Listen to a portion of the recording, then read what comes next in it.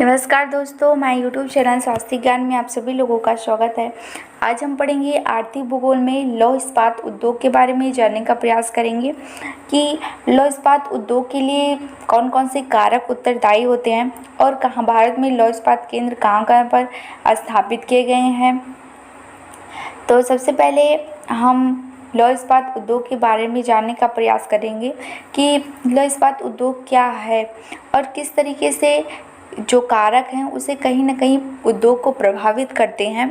इससे पहले हमने उद्योगों का वर्गीकरण पढ़ा था। आज हम लौह इस्पात उद्योग के बारे में जानने का प्रयास करेंगे और किसके सहयोग से भारत में किन किन देशों के सहयोग से भारत में लौह इस्पात उद्योग का जो है स्थापित किया गया है। कहीं ना कहीं भारत जो है विकासशील देश है, तो अन्य जो विकसित देश हैं उनके सहयोग से भारत में लौह इस्पात उद्योग जो है वो स्थापित किया गया है। तो और कब किया गया है इससे हम जानने का प्रयास करेंगे। तो आइए पढ़ते हैं लौह इस्पात उद्योग। इंडियन यानी लौह इस्पात उद्योग में आयरन एंड स्टील इंडस्ट्री। लौह इस्पात उद्योग जो है वो आधुनिक उद्योग तथा लौह इस्पात की धुरी बन गया है।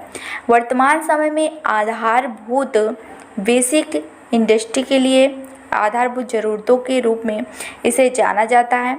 यह एक भारी उद्योग है तथा अन्य अनेक उद्योगों का जन्मदाता भी है। वर्तमान समय में अनेक उद्योग इससे बनी मशीनों, यातायात के साधनों और इस्पात को कच्चे माल के रूप में प्राप्त करते हैं। लोहे से मानव का संबंध हजारों वर्ष पुराना है। जब हम देखते हैं कि उत्तर वैदिक काल में लोहे की खोज हो जाती है, अगर हम प्राचीन काल में देखते हैं, नहीं तो अगर हम पाषाण काल की बात करें तो वहाँ पर पत्थरों के औजारों का प्रयोग किया जाता है। लोग जो होते हैं लोहे से अनभिज्ञ होते हैं। लेकिन वहीं अगर हम वैदिक काल की बात करें तो उत्तर वैदिक आते आते वहाँ पर पाषाण काल खत्म हो जाता है, कहीं ना कहीं लौह इस्पात उद्योग का आरंभ हो जाता है। तो लोहे यहीं पर वो कह रहा है कि अगर हम भूगोल में देखते हैं तो इस अपने इतिहास की बात करें तो कहीं ना कहीं लौह इस्पात उद्योग का जो लोहे का महत्व है वो कहीं ना कहीं पुराना है भी है। लोहे से मानव का संबंध हजारों वर्ष पुराना है, लेकिन इसका प्रयोग 19वीं शताब्दी में शुरू हुआ, जब कोयले का प्रयोग लोहा बनाने से ढालने में किया जाने लगा।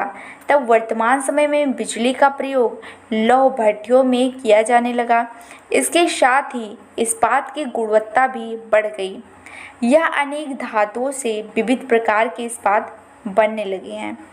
अब जो है वर्तमान युग में लौह इस्पात उद्योग हेतु उपयुक्त कारक कौन कौन से कारक हैं जो लौह इस्पात उद्योग में सहायक होते हैं।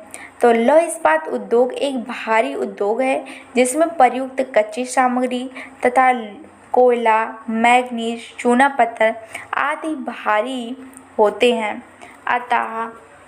अतः इनके स्थापना हेतु प्रमुख कारक निम्नलिखित हैं। पहला है कच्चा माल। प्रमुख रूप से हम लौह इस्पात उद्योग के लिए हमें कच्चे माल की आवश्यकता होती है। तो कच्चे माल में कौन कौन सी चीज़ आएंगी, तो लौह आ जाएगा, मैग्नीज, चूना पत्थर, ये सब जो होते हैं वो लौह इस्पात उद्योग के लिए सहायक होते हैं। और इसमें क्या होता है कि लौह इस्पात के लिए कच्चे माल के लिए हमें लौह, मैग्नीज एवं चूने पत्थर की आवश्यकता होती है। 1 टन इस्पात पिंड बनाने हेतु तो हमें 2.6 टन कच्चा माल प्रयोग होता है। इसके अलावा लौह इस्पात उद्योग में कोयले की तुलना में लौह अधिक लगता है, अर्थात लौह इस्पात का कारखाना परिवहन व्यय की दृष्टि से लौह इस्पात खदान के समीप स्थापित करना सुविधाजनक माना जाता है, क्योंकि कहीं ना कहीं इसका जो परिवहन व्यय होगा फिर अधिक होगा, इसलिए इसे हमें लौह इस्पात उद्योग के जगह ही इसे स्थापित करना चाहिए। अगर हम बाजार की निकटता और दूरी के अनुसार देखें तो लौह इस्पात उद्योग में प्रयुक्त कच्चे माल के साथ ही उससे निर्मित सामग्री भी काफ़ी भारी होती है, जिसे बाजार तक पहुंचाने में अधिक परिवहन व्यय लगता है। तो कच्चे पदार्थों को कारखाने तक एकत्रित करने और वहां से निर्मित पदार्थों को बाजार तक पहुंचाने में दोहरा खर्च लगता है। अतः जल यातायात जैसे परिवहन सस्ते साधन उपलब्ध होने पर इस्पात उद्योग को बाजार केंद्र में पर भी स्थापित किया जा सकता है। क्योंकि अगर हम बाजार को देखते हैं तो इसमें कहीं ना कहीं भारी सामग्री रखती है, इसलिए समुद्री मार्ग से इसका परिवहन जो होता है वो ज़्यादा लाभकारी होता है, जिससे हमें ये सस्ता भी होता है। अगर हम शक्ति के साधन के रूप में देखें तो लौह अयस्क तथा कच्चे लोहे यानी पिग आयरन को उच्च ताप पर गलाने के लिए पर्याप्त मात्रा में हमें कोक की आवश्यकता होती है। कोक मतलब कोयले का ही भाग होता है, जो उत्तम कोट के बिटुमिनस कोयले से बनाया जाता है। बिटुमिनस कोयले का प्रकार होता है। कोयले के 4 प्रकार होते हैं, यानी कि सबसे अच्छा एंथ्रेसाइट, फिर होता है जैसे पीट होता है, बिटुमिनस, लिग्नाइट और एंथ्रेसाइट। एंथ्रेसाइट जो कोयला होता है वो सबसे नीचे होता है, जिसे निकालने में हमें बहुत ज़्यादा श्रम की आवश्यकता होती है और ये सबसे अच्छा होता है। एंथ्रेसाइट कोयला मुख्यतः भारत में बात करें तो जम्मू कश्मीर में पाया जाता है।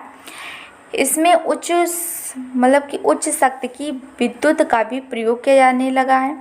शक्ति संसाधन के अभाव में लौह इस्पात कारखाने की कल्पना नहीं की जा सकती, क्योंकि हमें कहीं ना कहीं लौह इस्पात को जलाने के लिए हमें कोयले की आवश्यकता होती है, ताप की आवश्यकता होती है।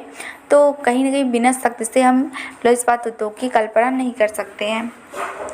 पूंजी की बात करें तो इसमें अधिक पूंजी लगती है, जो कि विकसित देशों के लिए तो आसानी से प्राप्त हो जाती है, लेकिन विकासशील देशों के लिए यह आसानी से उपलब्ध नहीं हो सकती है। जैसे विकासशील देश की बात करें तो भारत हो गया, ब्राज़ील हो गया। विकसित देशों में है यूरोप है, एशिया है, रूस है। तो ये एशिया में जो भी देश हैं जैसे कि चीन, तो ये कहीं ना कहीं विकसित देश हैं, लेकिन अपने आप को विकासशील दिखाने का प्रयास करते हैं। तो रूस है, अमेरिका है, कनाडा है, ये सब जो देश हैं वो विकसित देश हैं। यूरोप है, यूरोप में जो देश हैं वो भी विकसित देश है। तो इनके सहयोग से भारत में क्या हुआ है कि लौह इस्पात उद्योग कारखाने स्थापित किए गए हैं। तो इसमें पूंजी भी अधिक होती है। प्रौद्योगिकी यानी प्रौद्योगिकी में की भी आवश्यकता होती है। आधुनिक इस्पात उद्योग के संचालन हेतु विकसित प्रौद्योगिकी भी अनिवार्य है, क्योंकि उच्च तकनीकी के अभाव में कोई भी उद्योग विश्व प्रतिस्पर्धा में बड़ी ही कठिनाई से टिक सकता है। जैसे कि आज हम देख रहे हैं कि कहीं ना कहीं टेक्नोलॉजी आगे बढ़ रही है, तो अगर हम पुराने तरीके से किसी भी चीज़ का उत्पादन करेंगे तो कहीं ना कहीं उसमें लागत भी अधिक लगेगा, श्रम भी अधिक लगेगा, तो हमारे लिए वो स्वयं नुकसानदेह हो जाएगी, क्योंकि उत्पादन भी कम होगा। तो इसलिए हमें टेक्नोलॉजी का पूरी तरीके से आधुनिक तरीके से प्रयोग करना अनिवार्य हो चला है। परिवहन साधन के रूप में जो भी इस्पात को प्रभावित करते हैं लौह इस्पात उद्योग को, तो कच्ची सामग्री तथा परिवहन के निर्माण के लिए कच्ची सामग्री तथा सस्ते उपयुक्त सामग्री की आवश्यकता होती है। इसके लिए जल यातायात तथा रेल यातायात सुविधाजनक होते हैं, क्योंकि जल यातायात परिवहन जो होता है वो आसानी से हो सकता है, जिसमें लागत भी कम लगेगी और एक स्थान से दूसरे स्थान पर पहुंचाने के लिए समय तो अधिक लगेगा, लेकिन कहीं ना कहीं हमें नुकसान का सामना कम करना पड़ेगा। अब देखते हैं कि लौह इस्पात उद्योग निर्माण की प्रक्रिया क्या होती है। तो प्रमुख रूप से हम 2 प्रक्रियाओं की यहाँ पर चर्चा करेंगे। पहला है बेशीमेर विधि। तो बेशीमेर विधि से किस तरीके से लौह इस्पात का उत्पादन किया जाता है। इस विधि में बोतल की आकृति की भट्ठी बनाई जाती है, जिसके भीतर की दीवार बलुआ पत्थर की बनी होती है। इसमें हवा प्रवेश का मार्ग होता है। भट्टी में लौह अयस्क रख कर नीचे से गर्म किया जाता है। जब अंदर का ताप 1500 डिग्री सेल्सियस हो जाता है तो वह लौह अयस्क का गलनांक या गलनांक बिंदु होता है, यानी पूरी तरीके से लॉस क्या होता है कि गर्म हो जाता है। इसमें कुछ नहीं करते हैं कि बोतल की आकृति की भट्ठी लेते हैं और उसमें उसके चारों ओर बलुआ पत्थर की बनी आकृति लग के दीवार बना देते हैं।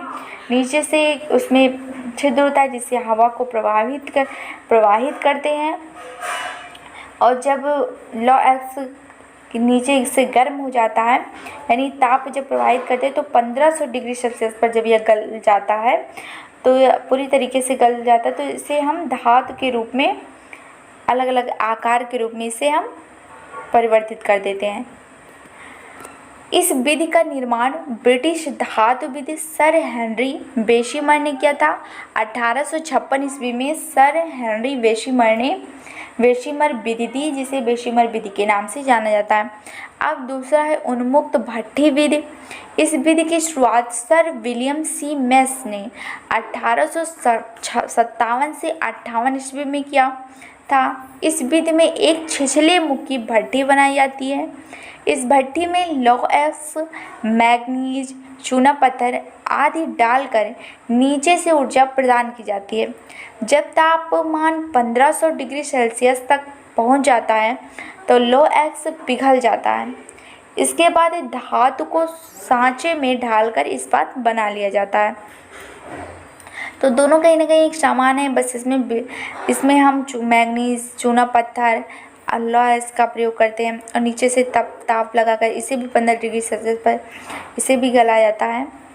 इसका सर्वाधिक प्रयोग अगर हम देखें कि उन्मुक्त भट्ठी विधि का सर्वाधिक प्रयोग कहाँ पर होता है तो यूएसए में होता है, यानी कि संयुक्त राज्य अमेरिका में होता है। अब लौह इस्पात का विश्व में उत्पादन देखते हैं तो विश्व में इस्पात संघ द्वारा उपलब्ध कराए गए आंकड़ों के आधार पर 2018 के अनुसार हम देखेंगे कि कच्चा इस्पात उत्पादन मिलियन मैट्रिक टन में किन किन देशों में कितना होता है। तो पहले एक तरफ हम स्थान, देश और उत्पादन 2018 के अनुसार देखेंगे। तो सबसे पहला स्थान है चीन। चीन जो है वो 928.3 मिलियन मैट्रिक टन जो है वो लौह इस्पात का उत्पादन करता है। भारत दूसरे नंबर पर 2018 के अनुसार यह 106.5 मिलियन मैट्रिक टन लौह इस्पात का उत्पादन करता है।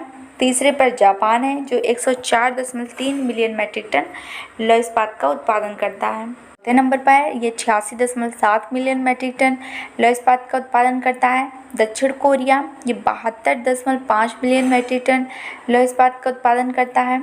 और छठे नंबर पर रूस है जो कि 71.7 बिलियन मैट्रिक टन जो है वो लौह इस्पात का उत्पादन करता है।